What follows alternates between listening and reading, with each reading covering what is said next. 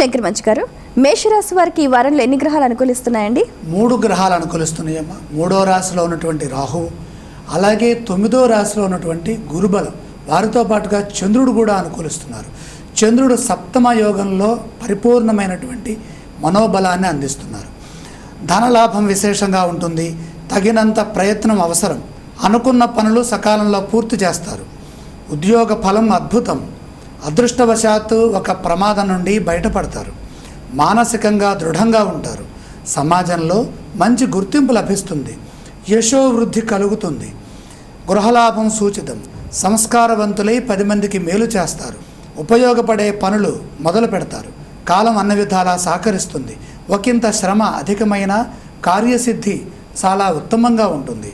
ప్రయత్నాలను అడ్డుకునేటటువంటి వారు కూడా ఉన్నారు. చాకచక్యంగా వ్యవహరిస్తే సమస్యలు దరిచేరవు. మేషరాశి వారు పఠించవలసిన స్తోత్రాలు ఇవ్వండి. సూర్యస్తుతి మేలు చేస్తుంది. ఆలయ సందర్శన క్రమంలో ఏ దేవీ దేవతలను దర్శిస్తే మంచిదంటారు? జన్మ సూర్యయోగం దోషాన్నిస్తోంది. సూర్య దర్శనం చేయాలి. ఈ రాశి వారు చేయవలసిన దానాలు ఇవ్వండి. గోధుమలు దానం చేయటం ఉత్తమం.